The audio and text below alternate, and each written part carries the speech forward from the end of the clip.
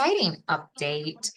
Earlier this year, QGIve was acquired by Bloomerang to create a giving platform. So we are working on combining our technology to help put relationships at the center of fundraising, combining the best of donor management with the best of fundraising tools and the donor experience.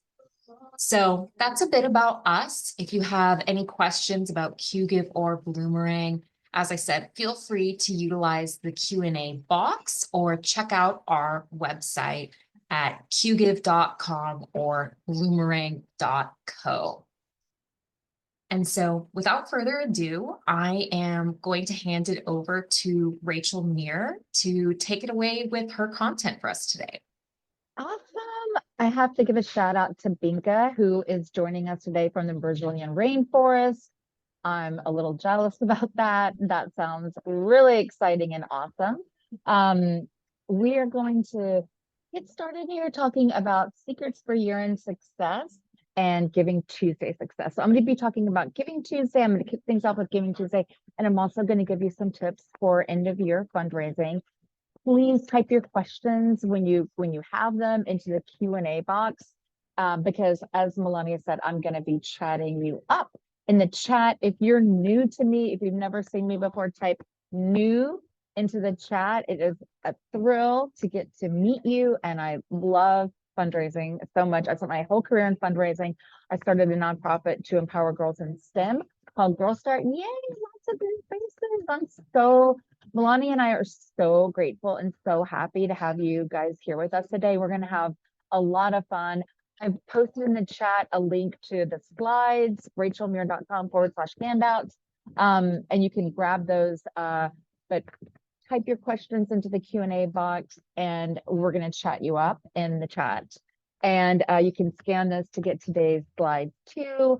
We're going to have a lot of fun. We've got a lot of stuff to cover. Melania, I can stay later, like after the hour ends. I have plenty of time if there's a lot of questions. So just know that I'm totally flexible to stick around as late as you are up for.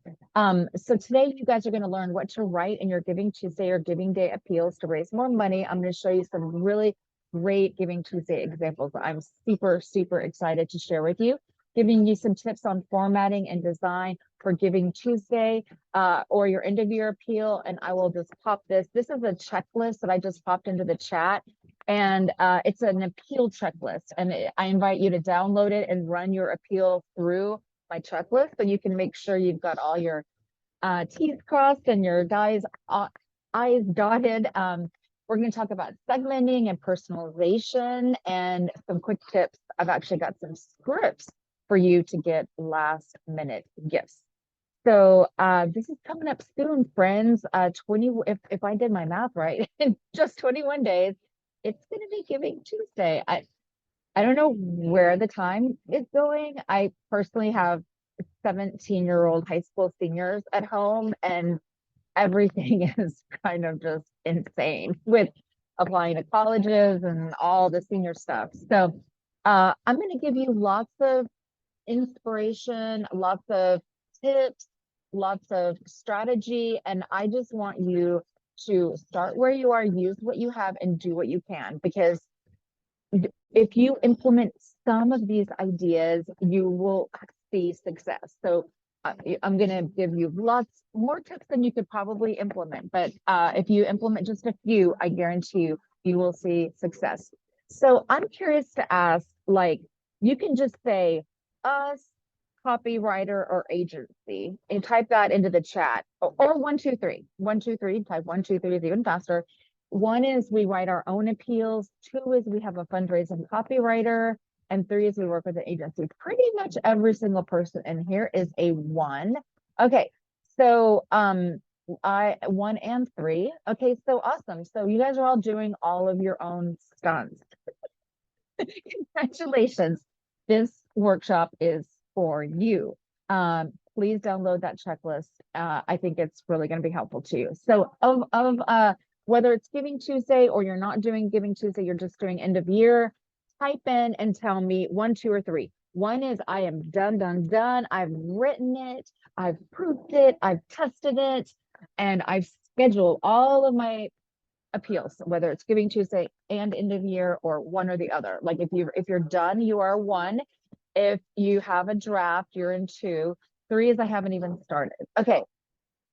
I got a couple ones here. I gotta give some props to Lindsay, and I gotta give some props to David. I got and to Anne. Okay, Nick is a 1/2. Haley's a 1. Sam is hiding. Um, okay. So I'm props to my ones, but look, all of you that are in draft form, clearly you can see you're not alone. Cynthia is like dancing with her 1. So yeah. So kudos to everyone who's done. And I admire the creativity and the 1.5 and the 2.5 and all that. But kudos to you if you're done. If you're not done, you are not alone and you're in the right place. And again, I'm going to pop this in the chat since we had a lot go on. There's my checklist. Download it so you can test everyone who's number 2 or number 1. I want you to download it so that you can run your appeal through it and see what things you can do to improve your appeal. That's what it's going to tell you. Okay.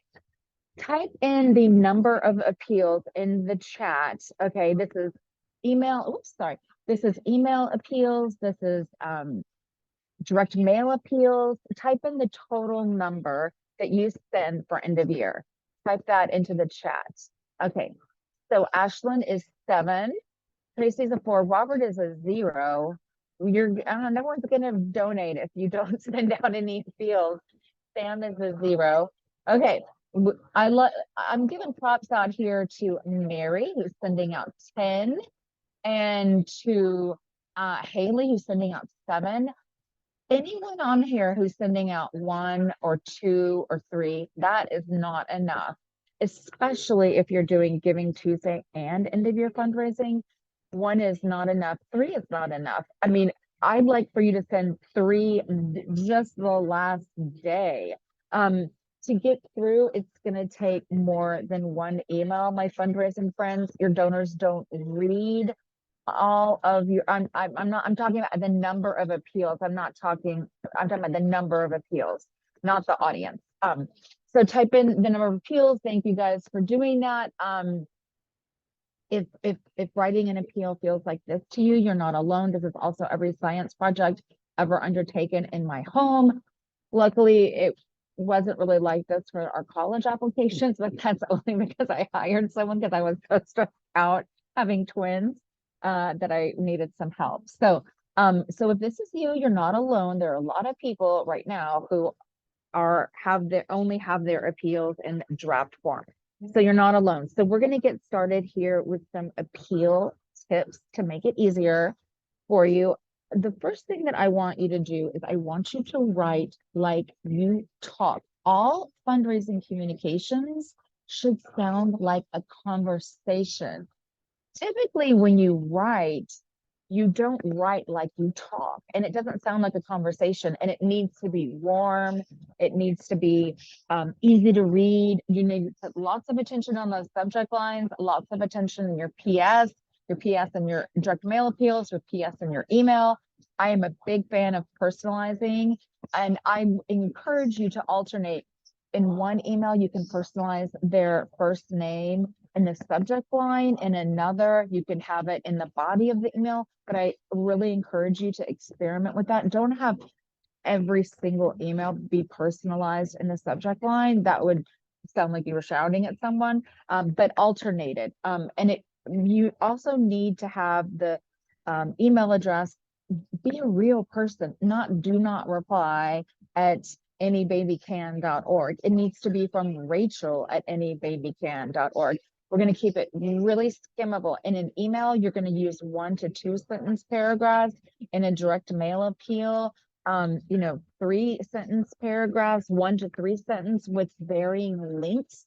You're going to tie your ask to something tangible, a really clear call to action, and you're going to ask at least 3 times per page of your direct mail, and at least 3 times in your email. Repetition is your friend in fundraising. You got to be ready with your thanks. I know that a lot of you aren't ready with your appeal. Your appeal isn't finalized yet. Type me into the chat if you do have your thank you landing page ready, your email thank you autoresponder ready, and you've got your thank you cards ready to go. Type no or yes if you, okay, cool. So a few people do. I want you to write your thank you and your reporting back on how their gift made a difference at the same time as you write your appeal, because you're writing your appeal for something specific, and you want to thank them for that same specific thing, right? That program that they funded. This is your checklist. I'm going to pop this in here again. I encourage you to download it so you can run your appeal through it and see how it is stacking up. If you were a 3 and you hadn't even started yet, my advice for you is start thinking about a really compelling story that you can tell and a photo that reinforces the need. Next, but first it's the story. If you don't have to use a photo, but if you use a photo, it needs to be a photo that shows the need, okay? Not happy smiling people who don't need help, but it needs to show the actual need. After you've thought about your story, you thought about if you have a photo that speaks to this story, I want you to think about your narrator. I want you to think about your opening line in your email and your opening line in your direct mail. That is the hook. That is what keeps your donor reading. It can be surprise, it can be shock, it can be a question, it can be an emotion, it can be mysterious, but it is, you've got to get them interested from the get-go, and that opening line is extremely important. The next thing that is the most important that I see constantly people not doing well is the offer. And the offer is that, what is the problem that the donor's gift is going to solve? Hunger, homelessness. If you use a photo, it needs to show the need. This is an example of a appeal with a photo of someone who is in need versus a photo that was actually used in their appeal that doesn't show the need. When donors see a photo of happy, smiling people, it says, don't need your help here, everything's great. If you're writing a story about people who are cold and shivering and don't have coats, don't show a photo of smiling people wearing coats, right? We need a photo that shows the need. You're not being manipulative to use emotion in your fundraising. You're being smart, because that all fundraising is a quest for empathy. You are trying to make other people care. So I'm going to share some really great Winning Tuesday examples. I love to collect fantastic fundraising examples. I found out about this Meals on Wheels campaign from my friend Clay Buck. And this is a super cool Giving Tuesday campaign with a sticker. You know, we've got like our I voted stickers. We love stickers. This was a really successful campaign. It was a postcard, which is a great way to really like stand out for Giving Tuesday. Okay, Abby said, I've heard sad photos are no longer wanted by donors. Is there something in between this? Am I alone in hearing this? Use your happy, smiling photos in your stewardship. Use photos of people in need or clients in need or your subject in need, whether it's the environment or an animal. Use neutral expressions or sad expressions, but it needs to show the need that you're talking about in your appeal, Abby. A happy, smiling photo says, I'm not needed. There's nothing to do here. So type your questions into the Q&A, friends.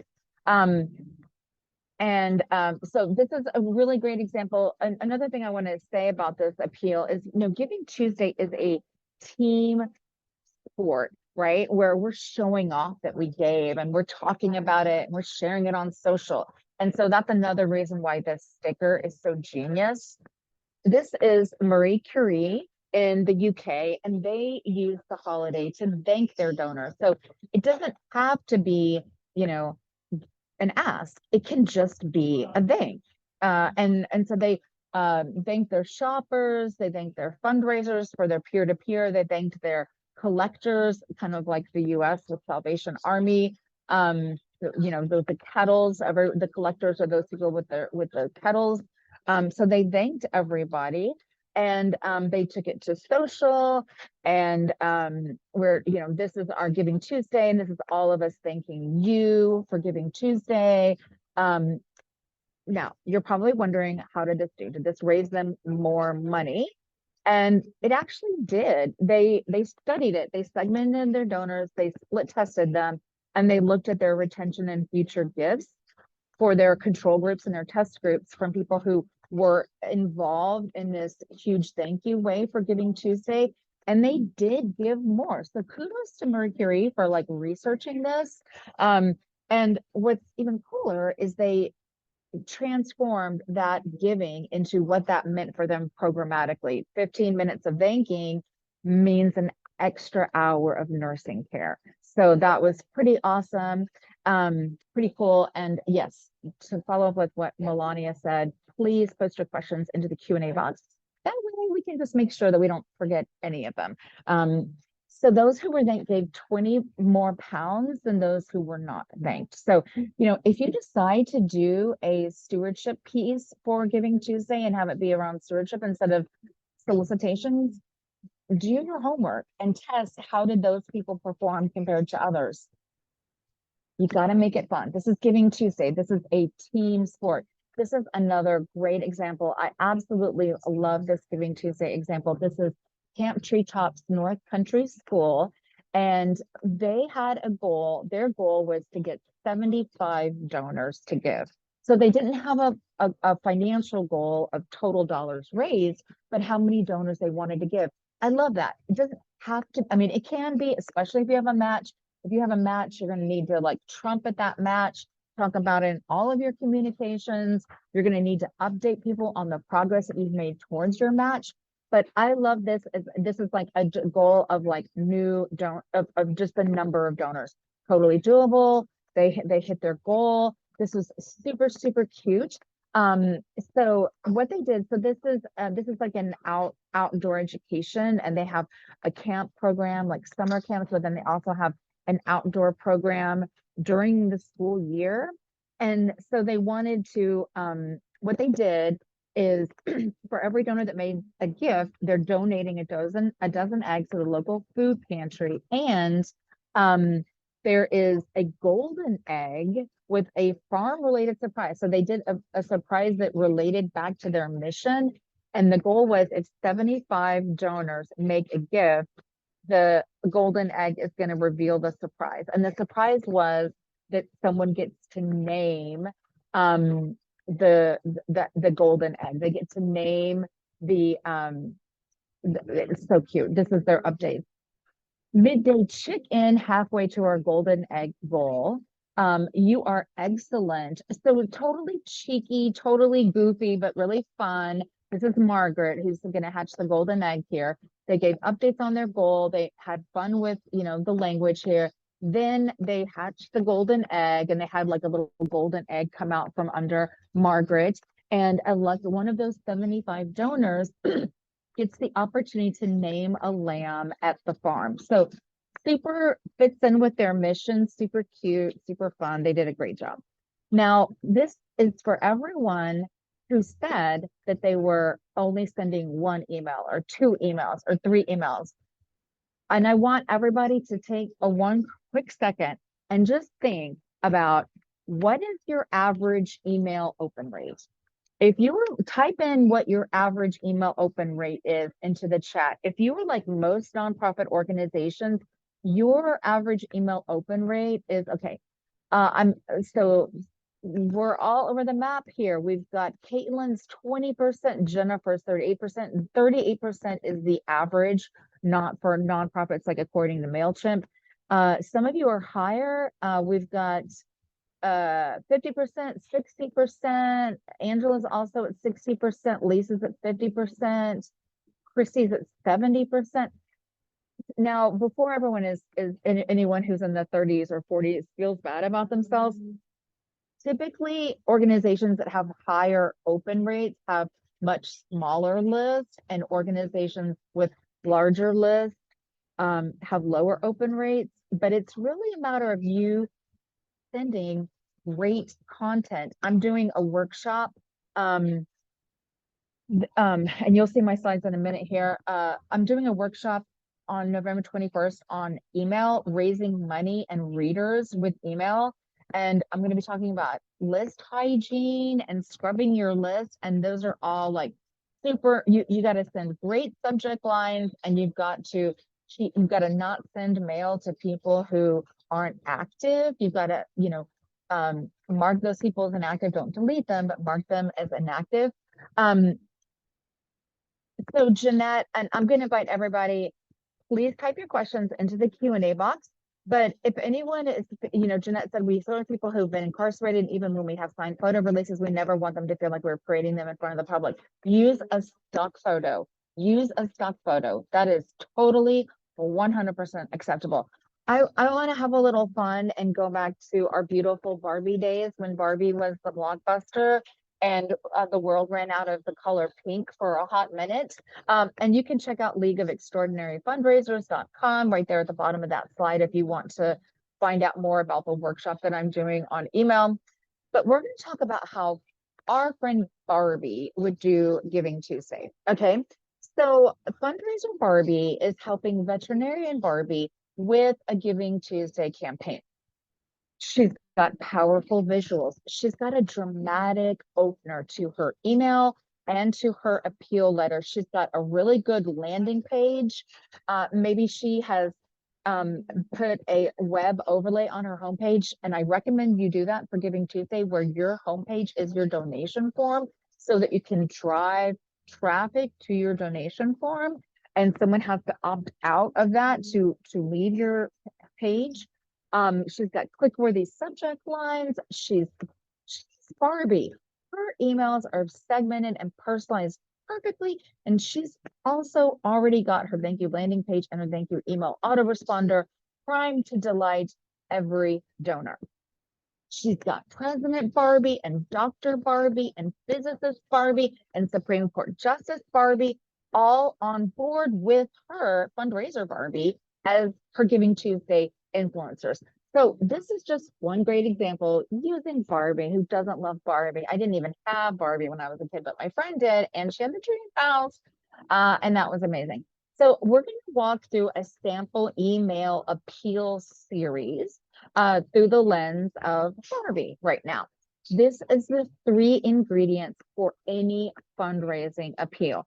We have a problem, the donor can solve it, and their gift is what solves the problem. Without a problem to solve, our donors don't have anything to do, my fundraising friends. So those are the 3 ingredients to your appeal. So this is a made up Giving Tattoos Day. This is totally fictitious, and I'm sharing this so you can kind of see the cadence and the flow of what an email series looks like for Giving Tuesday.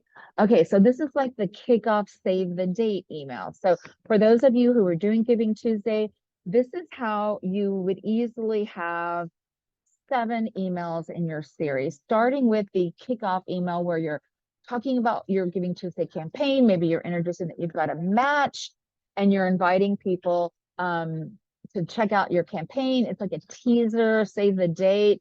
You can consider a countdown clock on your homepage if you're doing a teaser email so people can see your progress. Here's the launch email, right? On your mark, get set, go. And this is like what's the campaign? When is it kicking off? Talking about the matches, how the money is helping, and then the how, like easy ways to give. Okay. So that is the launch email. So that's the second email. And then we've got an update email, and you're going to send several of these throughout the day as you get closer and closer to your goal. and hopefully even exceed your goal. And because you're gonna want to, and you want everybody to know, and you especially want the people that did your match to know, because that's going to make them want to do your match again next year. We're halfway there. Help us move the needle. Like, they need to feel like we've got this deadline here, only this many hours left to make your mark. So this is we're making it easy. We're making it really, really simple. Telling them where we're doing our progress. Maybe we've got a new match. Maybe we've got a new match multiplier or a new incentive. Maybe the match gets extended longer. These are all different strategies. You can easily send 3 to 5 of these, but you need to be doing your segmentation properly so that if I give at the halfway mark, I'm not asked to give again. And that, my fundraising friends, is the importance of segmentation. There's no such thing as donor fatigue if you ask, thank, and report back to your donors. But if you are bombarding and everyone, and I want you to send 5 to 7 emails, and if that sounds like a lot, if you're doing segmentation properly, your donors who gave in the morning of Giving Tuesday aren't being asked 5 more times that day. And that's really super important. Type me into the chat if you do that. And yes, you're going to get the slide deck today. And I put this in the chat. It's rachelmuir.com/handouts. You can download the slides right now if you just want them right now. That's how you can get them right now. So also here, the next email, you can have the email be from different narrators, a client, a student, a donor testimonial. This right here is a nudge and last call email. So this is like a last minute rally, to own the leaderboard. We're going to motivate donors to take advantage of this match. We're going to do the math for the donor. We're going to say your $25 becomes $50. Your $50 becomes $100. We're going to make it really, really easy. And we're not going to say double your donation. We're going to say double the impact. Right now, your gift goes twice as far. It may sound subtle, but it's actually really important. This is something I want everybody to do right now.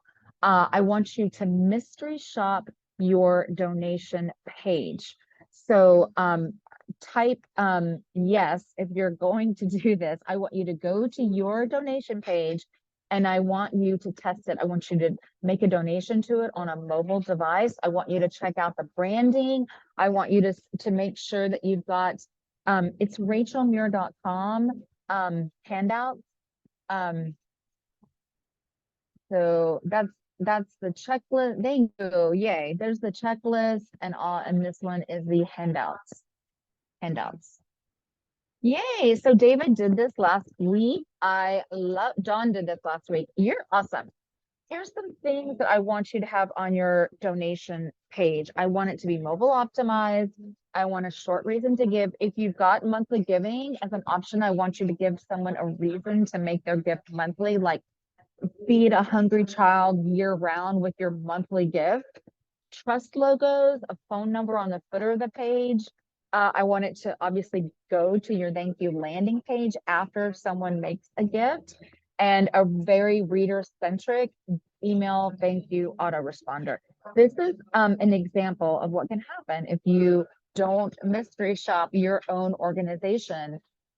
Dear, comma, what did they leave out? They left out my name. I made a gift and I love that they put a photo of an animal in here, but they didn't have my name in here. And that's a pretty big thing to overlook. And this is why it's so important that you mystery shop your organization so you can test all this. This is another subject line that I actually really got, friends.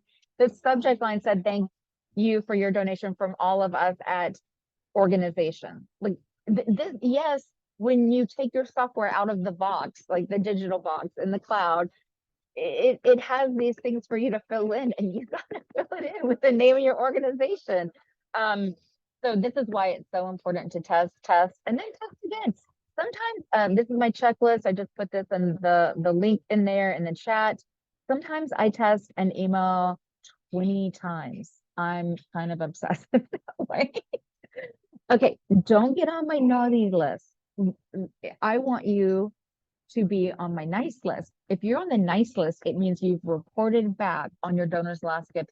And when I say report back, I'm not talking about I sent a donor an annual report. I'm talking about you sent your donor a letter and you told them, thank you so much for your generous gift of $100 for our after school program. Thanks to you, kids who are struggling with learning disabilities got the after school help they needed. Here's a photo of one of them. Like, it needs to be something tangible and specific that tells a story about how their gift made a difference, and it needs to make them feel really good. They need to, your communications are a mirror to your donor. How do they look in the mirror? Do they look kind, thoughtful, compassionate, big-hearted, and generous?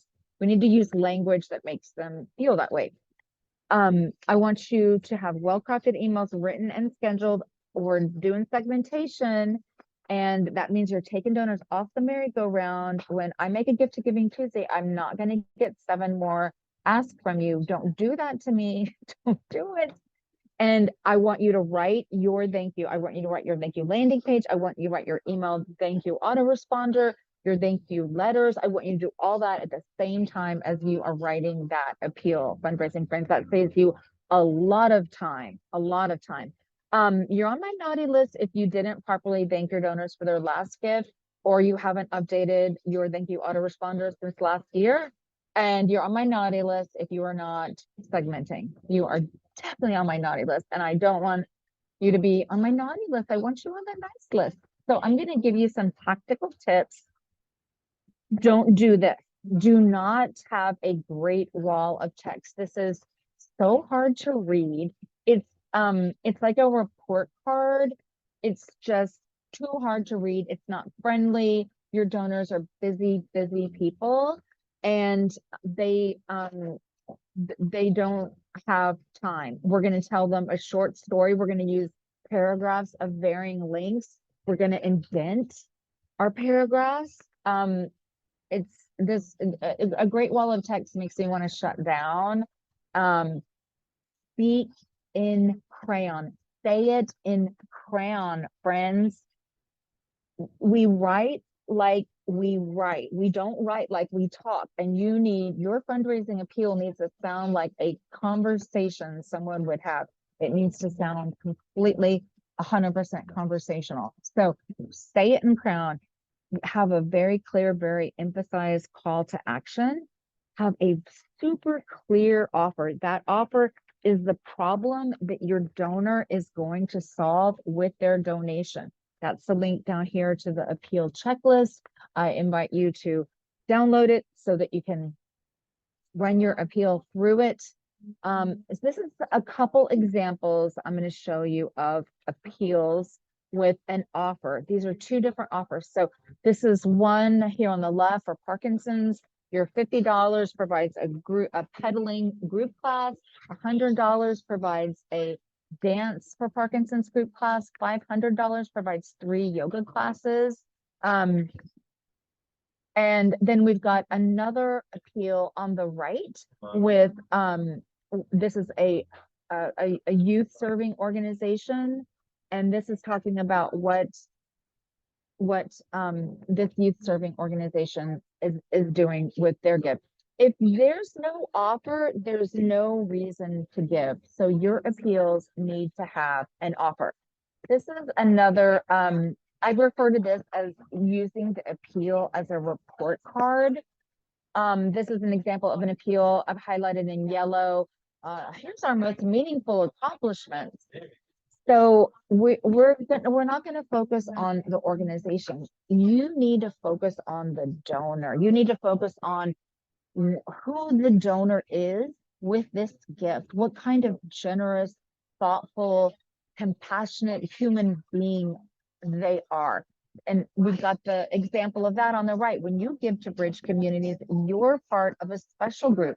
You help a homeless family move into a sanitized 2-year apartment.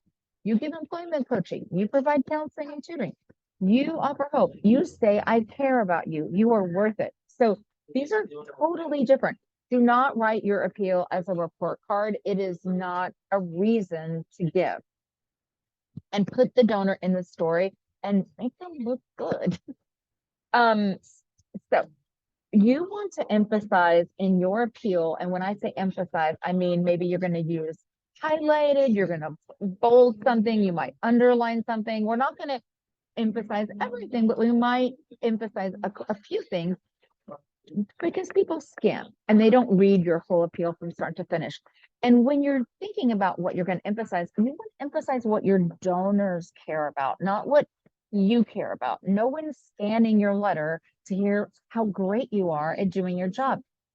In fact, when you tell them how great you are at doing your job, they wonder, why should I give to you? You've got all this covered. You're doing a super great job. They are looking for things they care about. Like, hey, I know you care about the unicorns and the local herd is in real trouble. You want to spend 1% of your time on your mission and the rest of the time connecting with the reader. This is one of my favorite books about fundraising copywriting. It's written by Jeff Brooks. It's called How to Turn Your Words into Money. When you see a homeless person sitting on a park bench or sleeping under a bridge, you wonder what you should do. That's the kind of person you are. This is a fantastic example of reflecting back to the donor who they are, their aspirational self in a fundraising appeal. And if you're looking for a good fundraising book to add to your library, this is a great one, How to Turn Your Words into Money. This is one of my biggest pet peeves. It breaks my fundraising heart when I get sent direct mail that is addressed to Rachel Muir in Austin, Texas, but the first opening of the letter says, "Dear friend." Oh my God, you know my name. Why are you calling me friend? You know my name. Our names are like catnip. They make us really happy unless it's our parents screaming at us and using our first, middle, and last name. But typically they make us really, really happy. And so you know their name, please use it. This is an email, dear friend. Oh my goodness. I work really, really hard to find out what my if I have Jenny Brown at gmail.com, join my list, I go in and I add her first name as Jenny. I can tell it's Jenny Brown. It's not rocket science. So you may have a lot of people like that in your database. Maybe you had like a freebie and they downloaded it and you don't have their first name, but you could easily figure it out from their email. This kills me. The email was sent to Rachel at rachelmuir.com and the first line says, "Dear Growth Start friend." No, you're making me feel so distant from the organization. I don't feel like part of the family. I don't feel one of the greatest gifts you can give your donor is the gift of feeling known by you, but no one feels known by you when you refer to them as dear friend. So, a segment is a small group of constituents who share the same attributes. In case anyone is like, what the heck is a segment? If anyone didn't know, it costs more and you raise more. Joy, you are gonna raise more. I want you to personalize your direct mail and I want you to personalize your ask too. I want you to use ask strings based on that donor's last gift. You're going to raise more money doing that. Yeah, it's going to cost you more. You're going to raise more. Okay, a segment. This is what a segment is for anyone who doesn't know. Type me if you didn't know what a segment was, but now you see this fantastic definition and you know what it is. Okay, me. Yay, great. Okay. How do I segment? This is some great advice from my friend Julie Cooper, and her website is fundraisingwriting.com. She has a free newsletter. I want all of you to go and sign up for her newsletter. It is pure fundraising gold in your inbox. It makes you smile, it makes you laugh, and it gives you really, really great tips. I am going to get to see Julie tomorrow because I'm going to Milwaukee and then I'm going to drive to Illinois to visit her. And I am so excited. I can't wait. But this is some great advice from Julie. Sign up for her newsletter. It's free.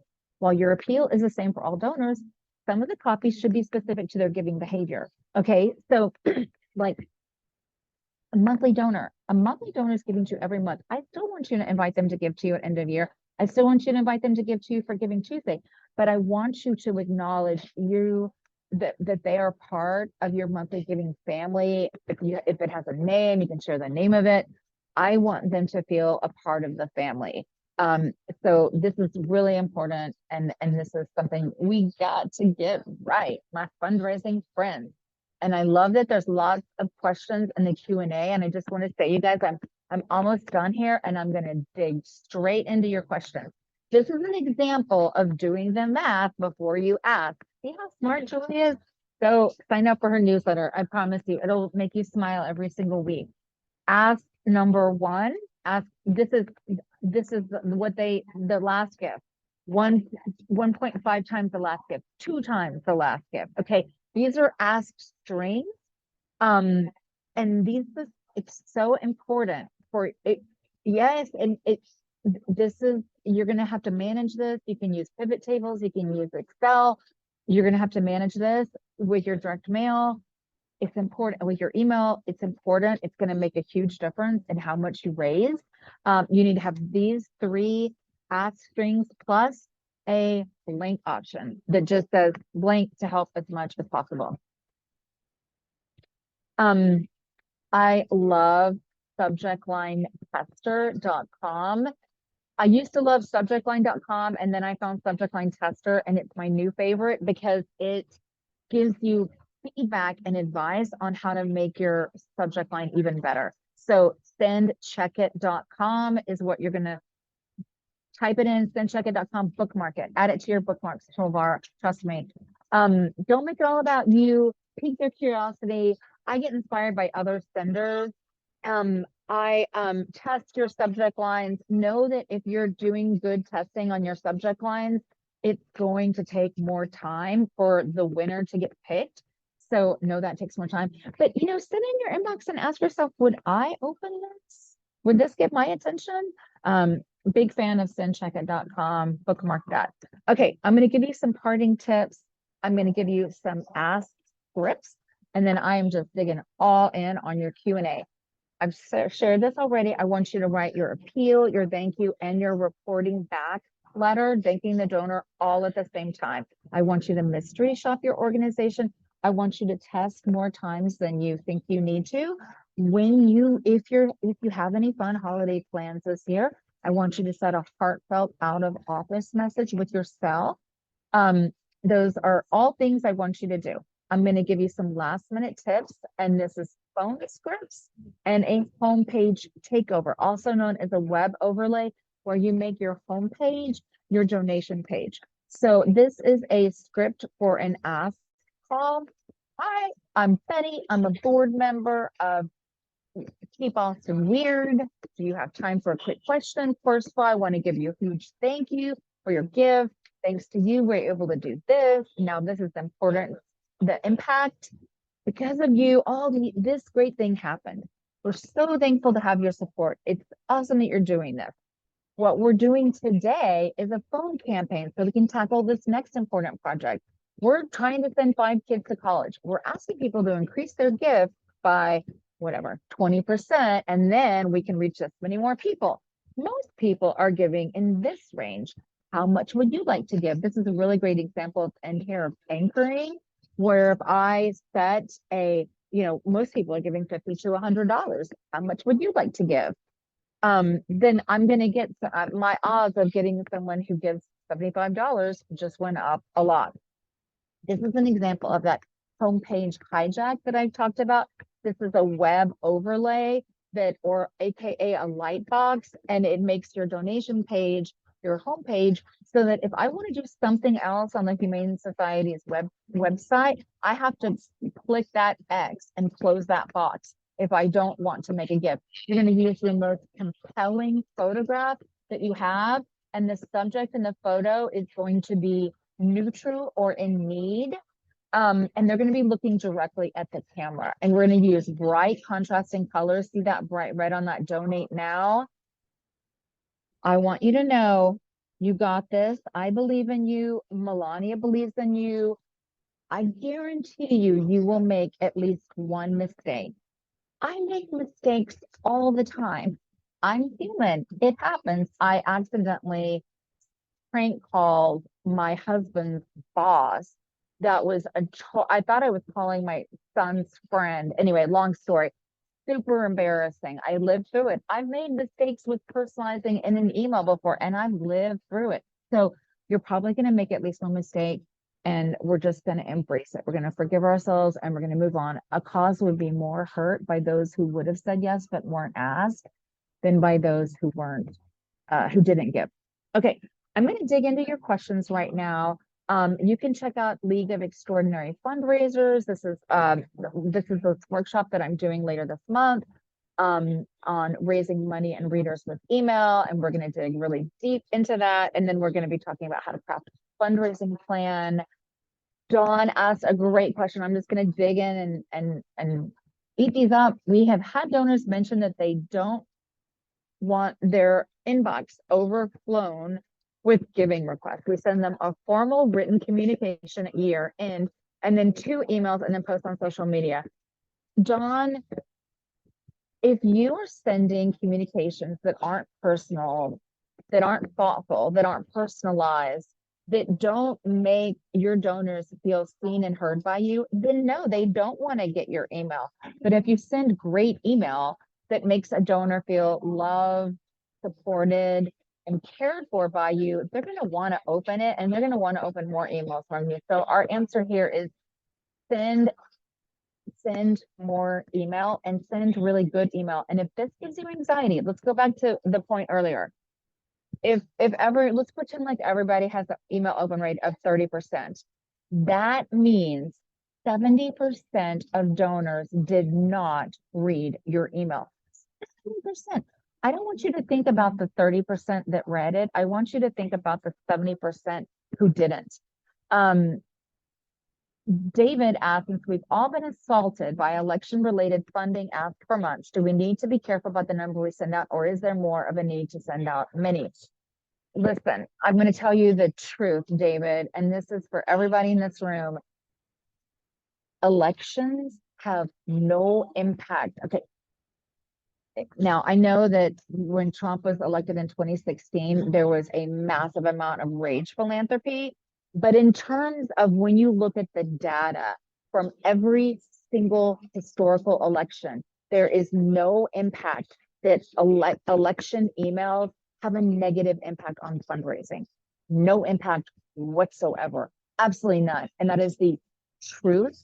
This is one of those things, kind of like what Dawn said, where like you may think this stuff in your head and it can be like a self-fulfilling prophecy for you, but it has been very studied and there's no impact. So get out there and give it all you've got. And if the outcome of this election means your clients are hurting more, or going to be hurting more, and going to need more help than ever before, let people know. Tina said, if you're doing direct mail for your annual appeal, do you wait for that to arrive in the mailbox before you follow up via email? You want to time your drops so that they get your mail drop and then they immediately get your emails, because a rising tide lifts all boats, and you will have a greater impact with a multi-channel strategy that's using different channels than you would if you just did the direct mail. I mean, but do direct mail, and do email too. Do it all. We want you to do it all. Emma said, when sending email appeals, should we filter out the donors who have already given to the appeal? Yes. I need to be taken off the merry-go-round. Giving Tuesday, that is one wild day of giving. And if I give in the morning, take me off that merry-go-round. You can ask me to give again later. You can ask me to give for your end of year campaign, but I need to be taken off the merry-go-round for Giving Tuesday. And once I make a gift for your end of year campaign, I need to be taken off that merry-go-round. Joanne said, how soon before to send the kickoff before Giving Tuesday? So Giving Tuesday is on a Tuesday. Obviously, it's on Tuesday. You can send it out on Friday. You can send it out on Monday. That's a question for you to answer based on when you get your highest open rates. You might actually get really high open rates on Friday. You might get way better open rates on a Friday than you do on a Monday. The only way to know is to test and experiment and send lots of great email. Katie said 5 to 7 emails on Giving Tuesday, or leading to and including. I would say it could be, honestly, it, there isn't one exact magic number. I am totally fine with you. I'm fine with you sending 5 to 10. It really just depends on like what's going on. If you've got a super exciting match, if you've got some, celebrity appearance, I mean, you could be sending a lot more emails based on all of those elements. How do you properly segment? You properly segment by understanding who your donors are based on their behavior. Are they monthly donors? Are they major donors? Are they out of town donors? And you communicate with them based on those segments. Trust logos are like a logo to verify that it is secure to donate on your website. Okay. Arnold asked, do you always use segmentation for Giving Tuesday year and fundraising? Yes. How often? So some of the things that I talk about here with segmentation, I'm talking about, here's an example of segmentation. I have a client and he sent his donors honey to wish them a sweet new year for Rosh Hashanah. And in his segmented thank yous, we did like 9 different segmented thank yous. And we did these segmented thank yous. And some of the segments that we put in was the name of their city. So it said like, dear Milena, I hope everything is going great for you in Tennessee. Chattanooga, you're in Chattanooga, right? Okay. I hope everything's great in Chattanooga. She just moved to Chattanooga. Hope everything is going great in Chattanooga. I'm thinking about you. I just tucked this stick of honey in my suitcase to fly it home from Israel and send it to you to wish you a sweet new year. So, wow, like, I mean, that's personal, right? You took a gift home from me in your suitcase. That's pretty special. But that's a good example of segmentation. You update that continuously by giving someone a tag. And if you guys want some more training on this, come to my workshop on November 21st. When someone makes a gift, they get a tag. A tag is something that's added to the contact in your CRM. And that tag can say, already gave to Giving Tuesday. And you have rules in your automation and your emails that we're not going to send if they have the tag already gave to Giving Tuesday. So that's an example of how that works. Dear person, anonymous, I don't know if there's one anonymous person or lots of anonymous people, but anonymous asks thoughts on addressing it, dear person versus dear blank family. Dear first name. I want it to be dear first name. I gave to an organization regularly, and all of a sudden, one day out of the blue sky, they started sending me mail addressed to the Muir household. Okay, so my husband and I have known each other our entire lives, and I kept my maiden name. I didn't get married till I was 33. I'm a late bloomer. And I already had a name for myself. I wasn't going to take his name. And they know my name is Rachel. They know I'm a donor, but they gave me this bizarre Muir. I don't even refer to myself as the Muir household. So that's really weird. So use first name. A report back letter should go out after an appeal. It could be anywhere from 1 week to 1 month, but it tells the story of how the gift made an impact. When I say get inspired by other senders, I mean, what I mean to say, Lisa, is that I get inspired by my own inbox, and I get inspired by things that all kinds of for-profit brands send me, funny subject lines, funny emojis. And I have a Google Doc of my favorite subject lines, and it has like 300 different subject lines in there. And when I see something great that makes me smile, I put it in there because I'm always and if you join me on November 21st, I'm going to be teaching you all my email secrets. I'm obsessed with email. I love it. And okay, Dawn asked, every email is personalized. We just have a lot of older donors that say they will continue to give, but would appreciate not getting too many emails. If one person tells you they don't want to get email from you, honor it. But don't generalize and unsubscribe people when they may want to be on your list. Because if you ask people, do you want to be on our email list? I mean, and they don't know that it's a good emails. They don't know that it's stuff they want to read. They can't make an informed decision about it. So be thoughtful around that. An ask string is gift amount.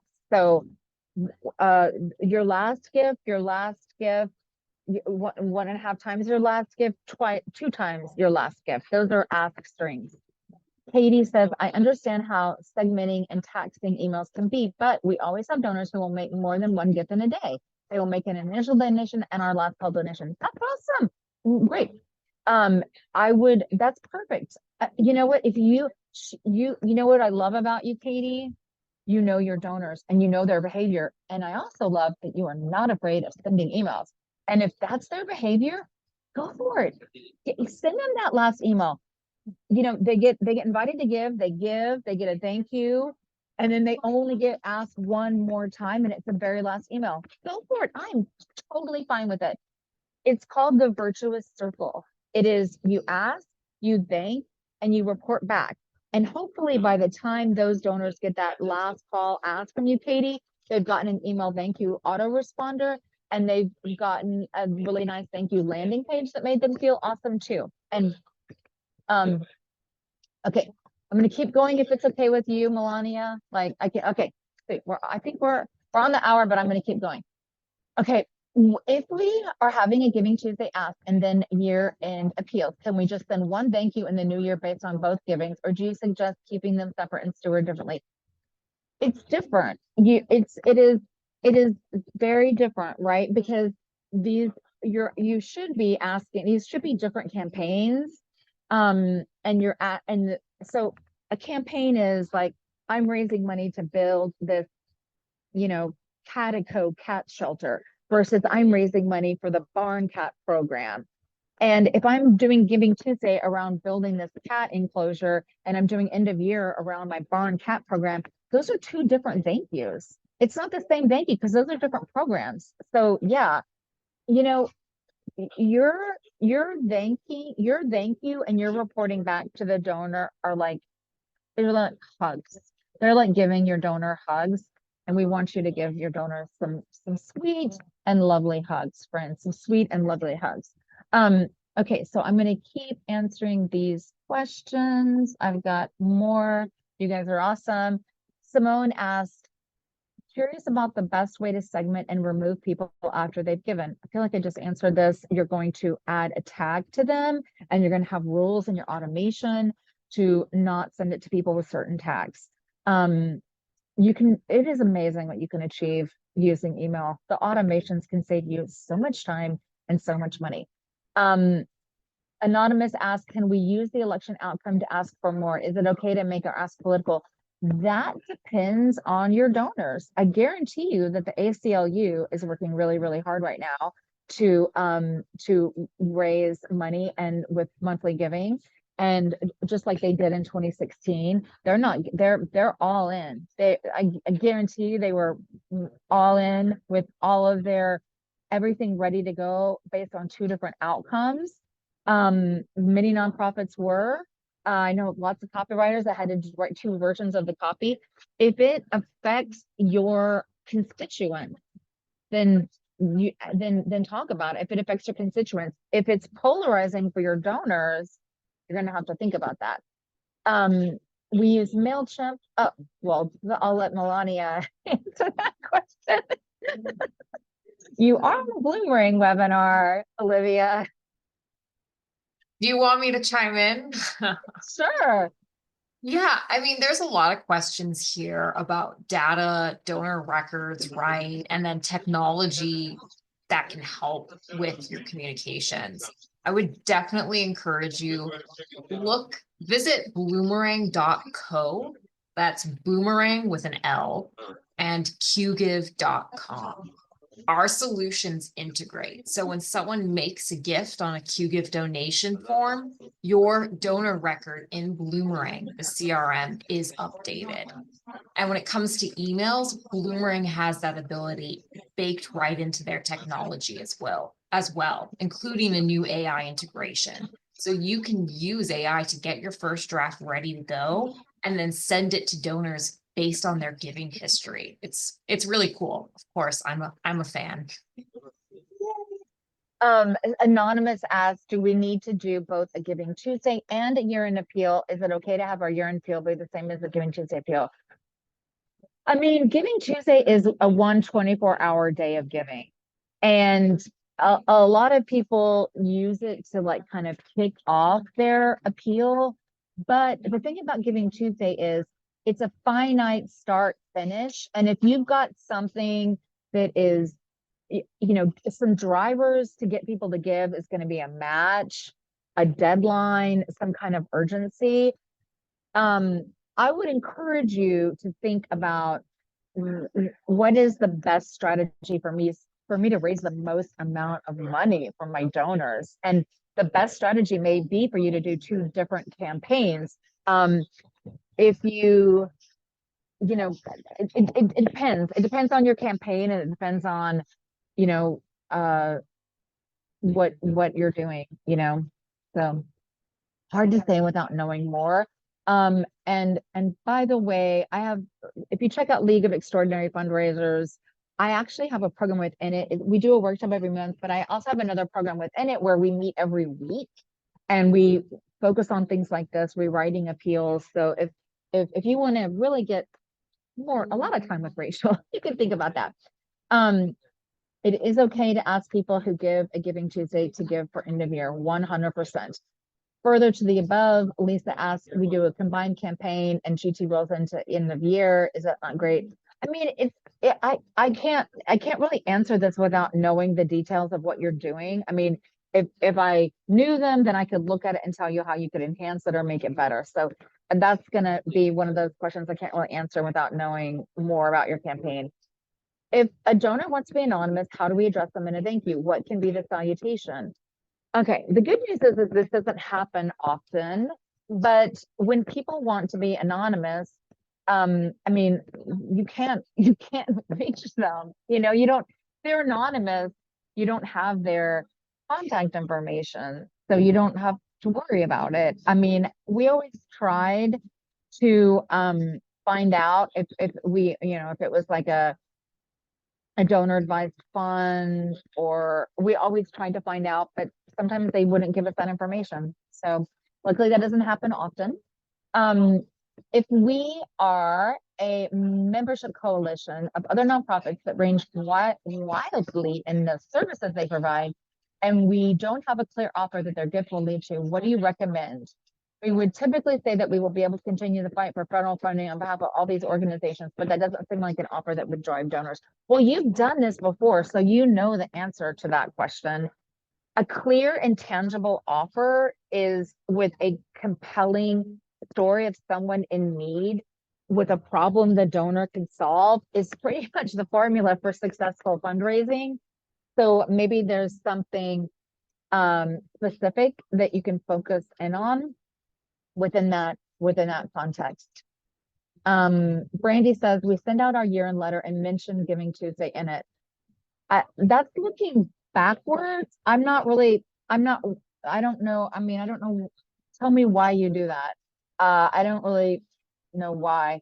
30 days out, Christina says that we did communications to save the date for Giving Tuesday, as include our match giving parameters to ramp up David's segment. I don't know how many people 30 days out would remember it, but hey, you are very welcome. So Anonymous asked, what advice do you have for people or small teams that don't have a development or donor relations person, but just someone else on the team who's taking this on to ensure we're not missing on this opportunity? Do the best that you can with what you have. Segment, write really great thank yous that make a donor feel fantastic. Do really good stewardship. Use personalization. That's my advice. You guys are very welcome. Okay, there were some at the beginning I didn't answer, so I'm gonna hop up here. Um,